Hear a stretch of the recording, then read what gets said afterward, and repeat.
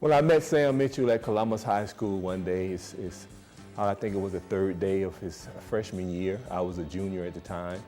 And I saw this tall, lanky guy coming down the hallway, and I approached him thinking that he was going to play basketball and go out for the basketball team. At that time, I was a junior and one of the players on the team. And I asked him if he was going to play, and at that time he told me he didn't have any aspirations of playing. And I asked him why, and he said he liked football. So I was surprised and shocked to hear that answer. So I asked him what position he was going to play, and he told me cornerback. And I asked him what time was practice, because I wanted to go and watch him practice to see if he was as good as he said he was going to be. So I went and watched him that day practice, and I was just shocked to see him out on the field. And I said to myself, my God, this guy's going to get killed. So Sam came into my life at a perfect time. He was young, a freshman at the time, and I was a junior. And I was very impressed with the fact that he was always inquisitive about how I did things, or how we did things. How you make this move, why you play like this. And I like that because I couldn't spend time with my brothers because they were so older, much older. And so we had a chance to spend a lot of time together on the basketball court and off.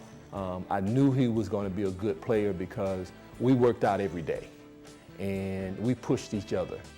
And from riding our bikes to just playing ball and going places together, I knew he had it in him because he was a fighter. I'm going to work as hard as anyone. I'm going to put the time in to be the best I can be. But I don't want basketball to be just what I am, because one day when basketball is taken away from you, then what are you? While growing up in Columbus, Sam and I spent a lot of time together, and we talked about some of the things that we wanted in life, from houses to cars to girlfriends to wives. We talked about it all. We also talked about the fact that if we ever made anything out of ourselves from a business standpoint or from a coaching standpoint or from a player standpoint, we always wanted to come back home and give back to the community and to the kids in the community that we so love, being from Columbus High and Columbus, Georgia. Sam, started out as a player at Columbus High School that, wasn't as talented as a lot of the players, but through hard work and perseverance, he gained a scholarship to Mercer University. From Mercer, he went on and became a second-round draft choice to the Houston Rockets.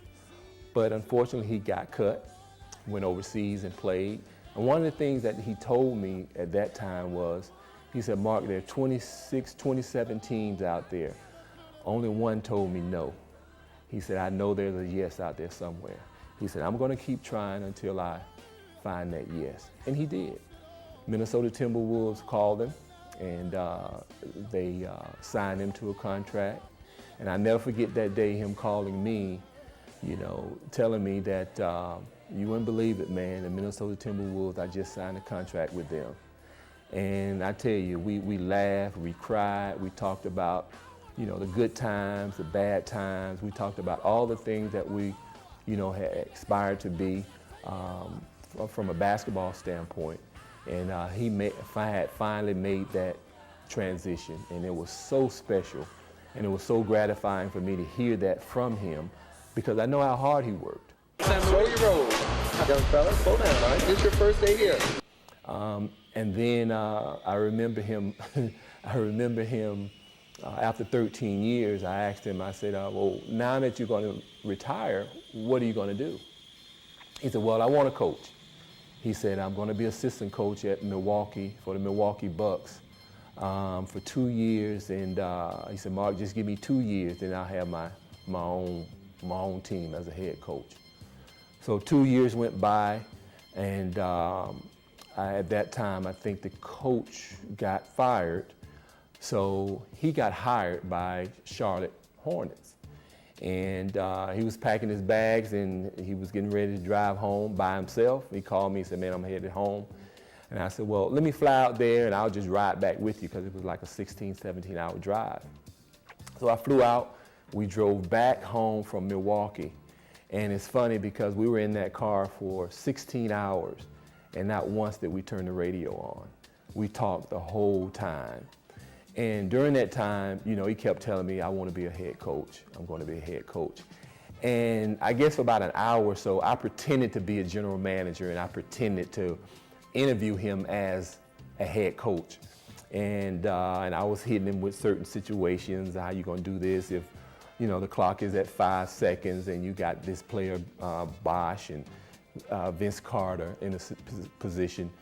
What would you do in those type situations? And he kept telling me I would do this, I would run this play and I would do that.